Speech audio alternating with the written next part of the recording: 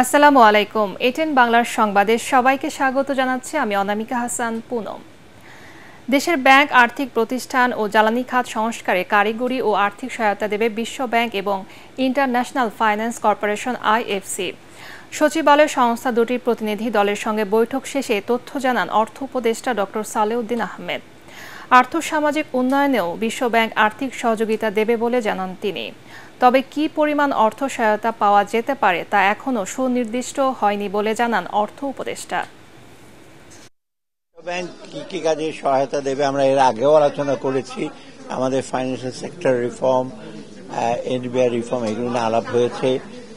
আর IFCর সাথে private investment, private sector কি এগুলো বিশদ আলোচনা করেছি এবং ওদের সহায়তা, কারিগরি সহায়তা এবং আর্থিক সহায়তা দেওয়ার ব্যাপারে ফার্দার অক্টোবরে যখন আমি যাব সেটা আমরা আরো আলোচনা করব। মোট কথা ওরা সব ব্যাপারে আমাদের সাথে দিতে পারে, তবে আমাদের কিছু কাজ করতে হবে, কিছু কন্ডিশন আছে, সেগুলো আমরা পালন করবো। এই হলো মোদ্দা কথা। সার্বিকভাবে আমাদের আর্থিক উন্নয়নের জন্য এবং সামাজিক উন্নয়নের জন্য ফ্লাড, পোস্ট ফ্লাড রিহ্যাবিলিটেশন এগুলো সব ব্যাপারে আলাপ হবে। ফ্যাসিস্ট শেখ হাসিনার প্রেতাত্মারা এখনও অন্তর্বর্তী সরকারের উপর ভর করে আছে। অবিলম্বে তাদের অপসারণ করে সরকারের অবস্থান স্পষ্ট করার আহ্বান জানিয়েছেন বিএনপি স্থায়ী কমিটির সদস্য অবসরপ্রাপ্ত মেজর হাফিজ উদ্দিন আহমেদ। ঢাকা রিপোর্টার্স ইউনিটিতে মুক্তিযোদ্ধাদের আয়োজিত আলোচনা সভায় তিনি বলেন, অন্তর্বর্তী সরকারকে আরও সতর্ক হতে হবে। শিগগিরই গণতন্ত্র প্রতিষ্ঠা করে শহীদদের রক্তের ঋণ শোধ করতে হবে। সভায় বক্তারা বলেন, ফ্যাসিস্ট সরকারের দোসরদের বিচারের আওতায় আনতে অন্তর্বর্তী সরকারের ধীর গতিতে মানুষের মনে প্রশ্ন জেগেছে। গণহত্যাকারীদের অবিলম্বে বিচারের আওতায় আনার দাবি জানান তারা। এখন যে হাসিনার প্রেতাত্মারা এদের উপরে ভর করে আছে, পুরো পুলিশ বাহিনী, অন্যান্য বাহিনী সব তো হাসিনার লোকেরা এখানে আছে। 487 জন পুলিশ কিভাবে সেনানিবাসে আশ্রয় নিল? আমি সেনাপ্রধানকে জিজ্ঞাসা করতে চাই। তারা এখনো বহাল তবিয়তে আছে, কিন্তু এই বিপ্লব সেদিনই সম্পূর্ণ হবে যেদিনে গত 17 বছর লুটতরাজ যারা করেছে, বাংলাদেশের ব্যাংক সমূহকে যারা ফোকলা করে দিয়েছে, যারা মানুষ হত্যা করেছে, গুম করেছে, তাদের শাস্তি বিধান যেদিন করা হবে সেদিন এই বিপ্লব সাফল্যমণ্ডিত হবে। দুর্গাপূজাকে ঘিরে দেশকে অস্থিতিশীল করার চক্রান্ত মোকাবেলায় বিএনপি নেতাকর্মীদের সতর্ক থাকার আহ্বান জানিয়েছেন দলের স্থায়ী কমিটির সদস্য গয়েশ্বর চন্দ্র রায়।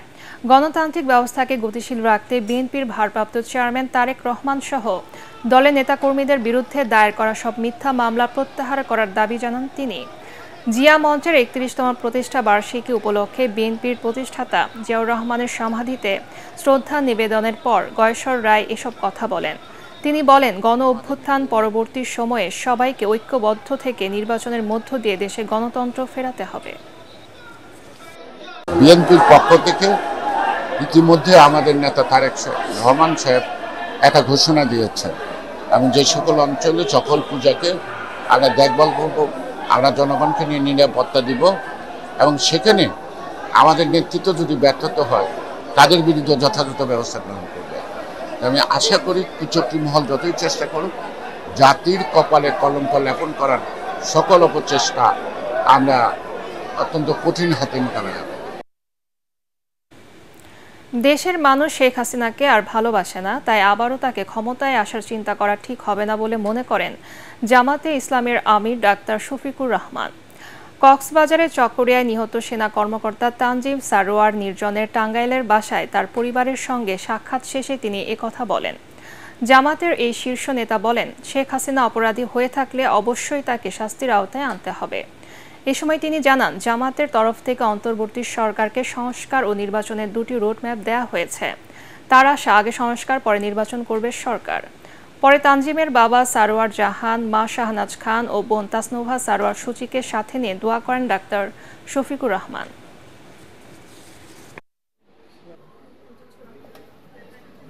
প্রধানমন্ত্রী যিনি দেশ থেকে চলে গিয়েছেন, অনেকে বলে পালিয়ে গেছেন। আমি একজন রাজনীতিবিদের জন্য এই শব্দটা ব্যবহার করতে আমার নিজেরই লজ্জা হয়, এই জন্য আমি এটা করি না। পালিয়ে যাওয়া কোনো ভালো জিনিস না। সুনির্দিষ্ট অভিযোগ যাদের ব্যাপারে আছে বিভিন্ন অপরাধের, তাদেরকে অবশ্যই আইনের আওতায় এনে শাস্তি দিতে হবে, এটা আমাদের স্পষ্ট কথা। অতএব কে ষড়যন্ত্র করছেন না করছেন এটা বড় কথা না। জাতি কিন্তু এখন খুবই ঐক্যবদ্ধ এবং মজবুত হাতে ঐক্যবদ্ধ। গোটা যুব সমাজের বিরুদ্ধে তারা দাঁড়িয়েছেন এবং যুব সমাজের বিরুদ্ধে দাঁড়িয়ে তারা গণহত্যা করেছেন। নৈতিক দিক থেকে তারা পরাজিত হয়েছেন এবং এখন তাদেরই মূল্যায়ন করতে হবে যে তারা রাজনীতি করার কোনো অধিকার রাখেন কি না।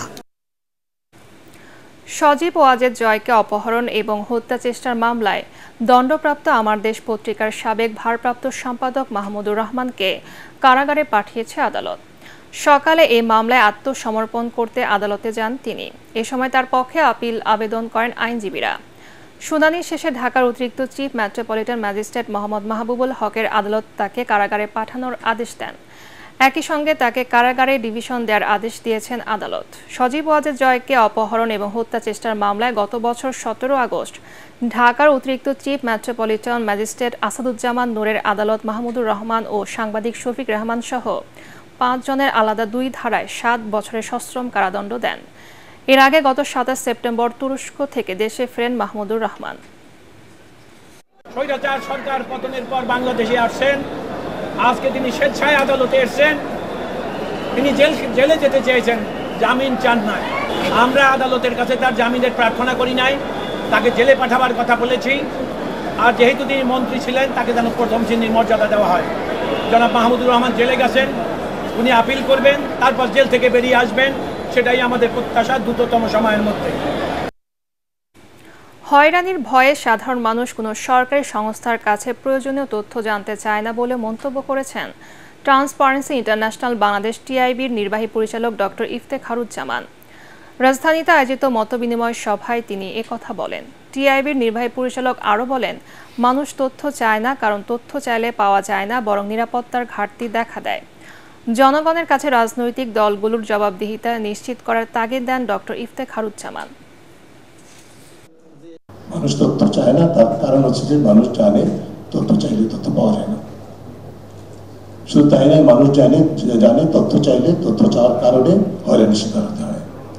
মানুষ এটাও জানে যে তথ্য চাওয়ার কারণে নিরাপত্তাহীনতার ঝুঁকি সৃষ্টি হয়। মানুষ জানে যে তথ্য চাইলে এমন একটা অবস্থা সৃষ্টি হয় যে আবার প্রতিষ্ঠানের কার্যক্রম বন্ধ হয়ে যেতে পারে।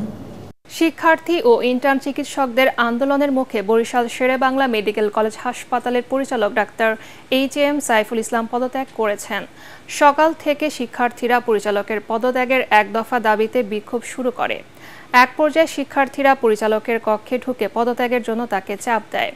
পরে পরিচালক পদত্যাগ করে হাসপাতাল ছাড়েন। গতকাল ইন্টার্ন চিকিৎসকরা পরিচালকের পদত্যাগ ও ডাক্তারদের উপর হামলাকারীদের গ্রেপ্তার করে শাস্তির আওতায় আনার দাবিতে কর্মবিরতি শুরু করে।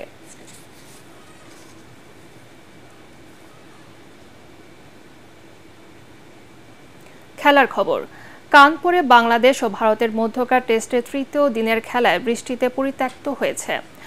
আজ তৃতীয় দফায় মাঠ পরিদর্শনের পর আম্পায়াররা খেলা পরিত্যক্ত ঘোষণা করেন। সকাল থেকে বৃষ্টি না হলেও আউটফিল্ড ভেজা থাকায় খেলা শুরু করা যায়নি। এর আগে টানা বৃষ্টিতে বাংলাদেশ ও ভারতের মধ্যকার কানপুর টেস্টের দ্বিতীয় দিনের খেলা পরিত্যক্ত হয়ে যায়। একটি বলও মাঠে গড়ায়নি। সারাদিন ঢাকায় ছিল পিচ। অবশ্য বৃষ্টির কারণে প্রথম দিনে মাত্র 35 ওভার খেলা হয়েছিল। 3 উইকেটে 107 রান তোলে বাংলাদেশ।